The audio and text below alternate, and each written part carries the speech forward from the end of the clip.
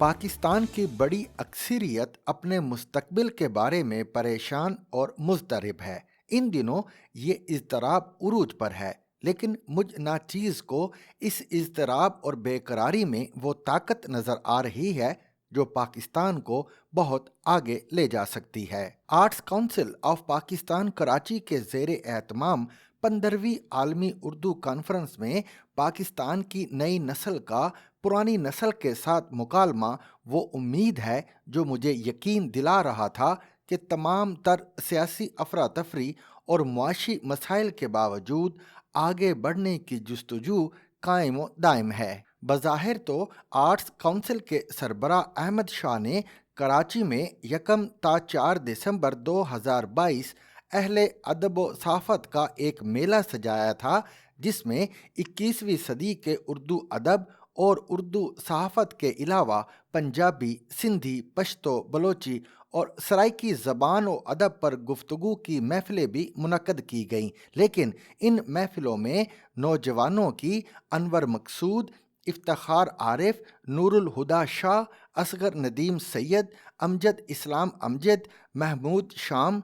अक्सी मुफ्ती, जाहिदा हिना, जहरा निगाह, किश्वर नाहीद, तहसीन फिराकी और दीगर बुजुर्गों के साथ मोहब्बत देकर ये इत्मीनान हुआ कि सोशल मीडिया पर गाली गलोच और नफ़रत अंगेज़ गुफ्तगू करने वाले नौजवान असल पाकिस्तान के तर्जमान नहीं, बल्कि असल पाकिस्तान के तर्जुमान वो नौजवान थे जो आलमी उर्दू कॉन्फ्रेंस के मुख्तलिफ इजलासों में बड़ी तहजीब और शाइस्तगी के साथ हमसे पॉलिटिकल इंजीनियरिंग, सेंसरशिप और पार्लियामेंट की बेबसी के बारे में सवालात करते रहे। इन सवालात में हैरत भी थी, मुज़म्मत भी थी और पाकिस्तान के बेहतर मुस्तकबिल के लिए जुस्तजू भी थी। 3 दिसंबर की शाम इस कॉन्फ्रेंस में पाकिस्तान के आज और आने वाले कल पर नौजवानों ने मुझसे बहुत से सवालात किए। इस इजलास की मेज़बान भी एक नौजवान सहाफ़ी अबसा कोमल थीं, जो बार बार पूछ रही थी कि अगर फ़ौज से सियासत दूर हो चुकी थी तो साबिक army chief general Qamar Javed Bajwa ने परवेज़ इलाही को इमरान खान का साथ देने के लिए क्यों कहा।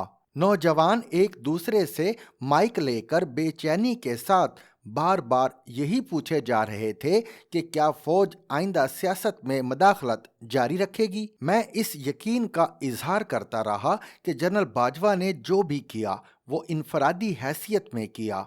फौज आइंदा बतौर इदारा सियासत में मदाखलत नहीं करेगी। इन सवालात में जनरल बाजवा के साथ साथ इमरान खान के बारे में भी हैरतें छुपी हुई थी, जो जनरल बाजवा की तमाम तर बैकडोर स्पोर्ट के बावजूद उन्हें मीर जाफिर कहते रहे। जब मुझसे ये सवालात किए जा रहे थे तो नए army chief general Asim Munir line of control पर फौजी मोर्चों में अपने जवानों से कह रहे थे कि अगर दुश्मन ने हम पर जंग मुसल्लत की तो उसे उसके घर में घुसकर मारेंगे। उम्मीद है कि जनरल आसिम मुनीर अपने किरदार के जरिए आहिस्ता आहिस्ता इन तमाम सवालात के जवाब देते जाएंगे जिनका सामना मुझे करना पड़ा।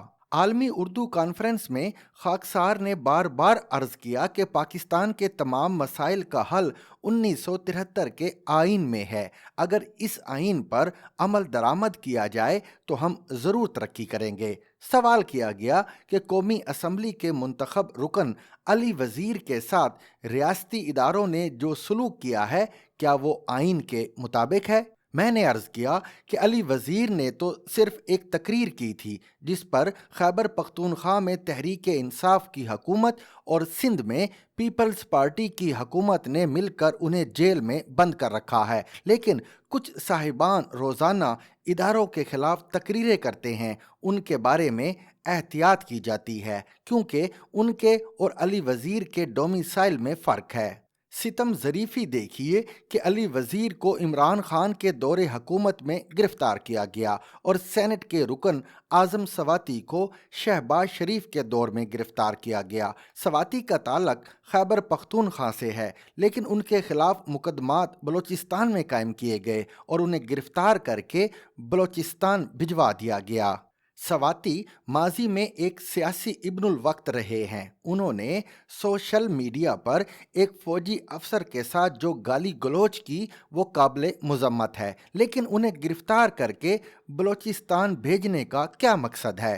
बलोच तो खुद नाइंसाफी का शिकार हैं। 3 दिन कबल मैं कोयटा में था, जहां core commander Quetta lieutenant general Asif Ghafoor की मौजूदगी में voice of Baloch missing persons के चेयरमैन नसरुल्लाह बलोच ने जुल्म और सितम की वो कहानियां सुनाई कि मेरी आंखों में आंसू आ गए।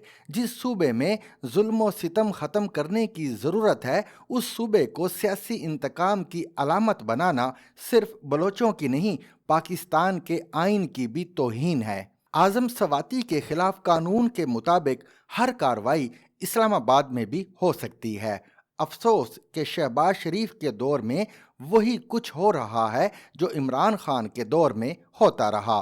खान साहब के दौर में अली वजीर को पेशावर से गिरफ्तार करके कराची की जेल में बंद कर दिया गया। शहबाज शरीफ के दौर में आज़म सवाती को इस्लामाबाद से गिरफ्तार करके कोयटा में बंद कर दिया गया। क्या अब शहबाज शरीफ भी इमरान खान की तरह यही कहेंगे कि वो बेइख्तियार हैं? शहबाज शरीफ ने जनरल बाजवा की सर तोड़ कोशिशों के बावजूद उन्हें दूसरी दफ़ा तोसी नहीं दी, हालांकि उन्हें मार्शल लॉ की धमकियां भी भिजवाई गईं। अफसोस कि मुस्लिम लीग नून के अंदर से भी कुछ लोग जनरल बाजवा को 6 माह की तोसी दिलवाने के लिए सरगर्म थे, और इसी मुस्लिम लीग नून के अंदर चंद साहिबान ऐसे भी थे जो फैज़ हमीद की गारंटियां भी दे रहे थे। लेकिन शहबाज शरीफ ने सीनियर तरीन जर्नल को आर्मी चीफ बनाकर मार्शल लॉ की धमकियों को नज़रअंदाज कर दिया। आलमी उर्दू कॉन्फ्रेंस में जहां फौज के सियासी किरदार पर बहुत तनकीद हुई, वहां सियासी जमातों के अंदर मौजूद गैर जमहूरी रवैये भी ज़ेर बहस आए। सियासी जमातें इख्तियार के बगैर इख्तिदार लेना बंद कर दें तो उन्हें कोई ब्लैकमेल नहीं कर सकता। इमरान खान आज अपनी गलतियों की सज़ा भुगत रहे हैं। जो उन्होंने अली वजीर के साथ किया, आज उनकी पार्टी के साथ हो रहा है। जो आज शहबाज शरीफ के दौर में आज़म सवाती के साथ हो रहा है, कल को यही कुछ मुस्लिम लीग नून के साथ होगा। To watch and listen to more informative videos and Urdu, English columns, subscribe to our YouTube channel. Zigzag News explores literature.